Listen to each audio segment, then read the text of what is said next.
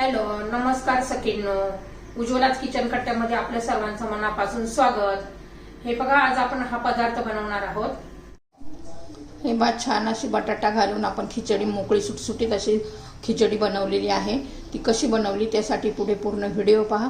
आणि थोडी जरी माझी ही रेसिपी तुम्हाला आवडली असेल तर लाईक, शेअर आणि सबस्क्राईब नक्की करा.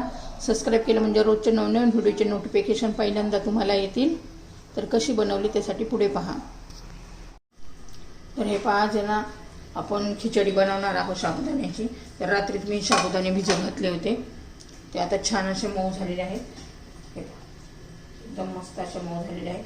साबुदाणे कसे भिजत घालायचे तर साबुदाणे पहिल्यांदा एकदम पाण्याने धुवून घ्यायचे आणि साबुदाण्यापेक्षा थोडंसं अर्धा इंच पाणी थोडंसं वरती ठेवायचं आणि मग रात्रभर असंच ठेवायचं. ते एकदम छान अशी मोकळी मोकळी भिजली जाते, मऊसूद भिजली जाते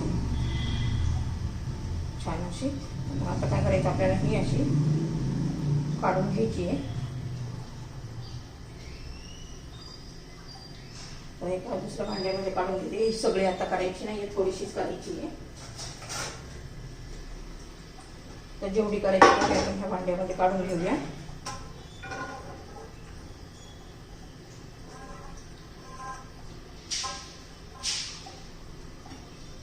तर हे पहा, आता एवढी आपण आता करून घेणार आहोत.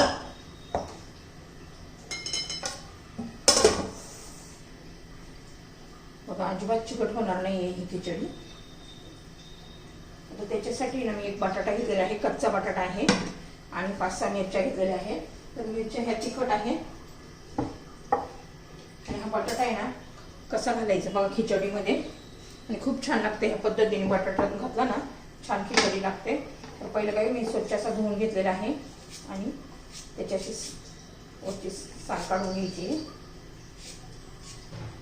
तुम्ही उकडून घालून पण करू शकता, पण त्यापेक्षा मला असा घातला ना तो खूप छान लागतो.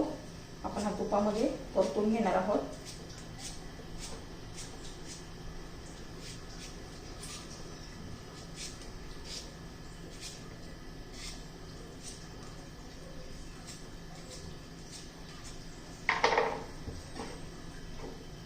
हे पहा, बटाट्याची मी संपूर्ण बटाट्याची साल काढून घेतलेली आहे. आता बटाटा बारीक चिरून घ्यायचा आहे. पहिली मिरची चिरून घेऊया.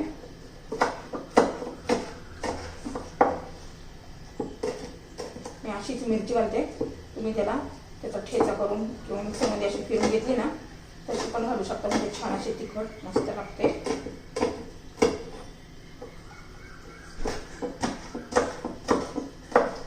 ह्या पद्धतीने मी मिरची चिरून घेतलेली आहे. आता बटाट्याच्या मी 2 फोडी केल्या. आता बघा, हे असे एकदम पातळ पातळ असे स्लाइस करून घ्यायचे. एकदम पूर्ण असे एकदम पातळ पातळ, म्हणजे तेलामध्ये परतले का लगेच शिजतात ते, त्यामुळे जाड नाही ठेवायचे.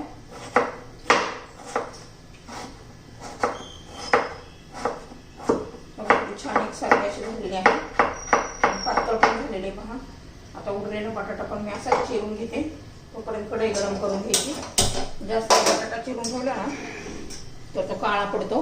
हा बटाटा पण मी चिरून घेते. बघा, हा संपूर्ण बटाटा मी चिरून घेतलेला आहे. कढई गरम झालेली आहे. आपण 1 चमचा तूप घालूया.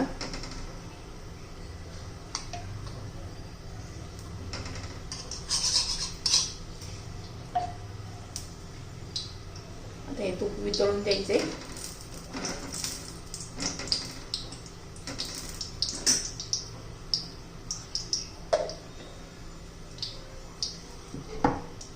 त्याच्यामध्ये मिरची घालायची आणि लगेच बटाटा पण घालून घ्यायचा.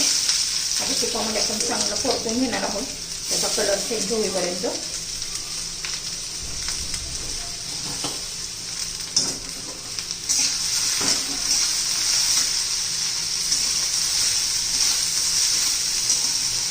एक 2-3 मिनिटं लागतील, 2-3 मिनिटं बटाटा होण्यासाठी.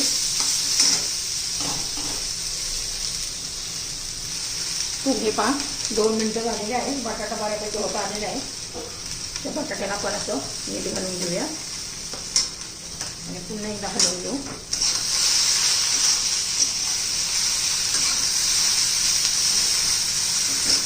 आणि 1 अर्धा मिनिट तरी लागेल.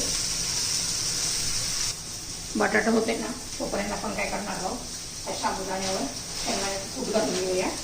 भाजलेल्या शेंगदाण्याचा कूट घालायचा आहे.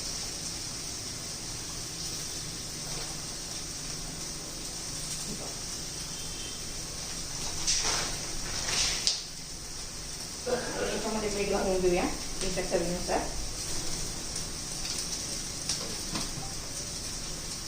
आता बटाटा झाला का पाहूया. तर हे पहा आपला बटाटा झालेला आहे. पहा किती छान असा खरपूस असा झालेला आहे. हे पहा असं झालेलं आहे. आता आपण याच्यात साबुदाणे घालून घेऊया.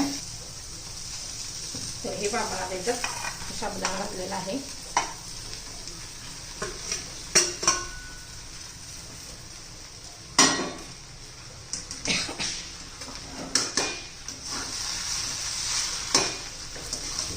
छान अशी आता खिचडी गरम करून घेऊया. एकदम मोकळी सुटसुटीत अशी खिचडी होणार आहे.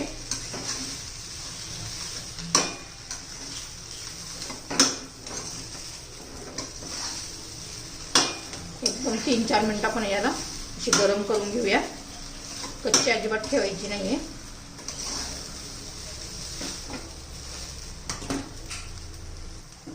तर हे पहा आपली खिचडी तयार झालेली आहे आणि एकदम मोकळी अशी बघा.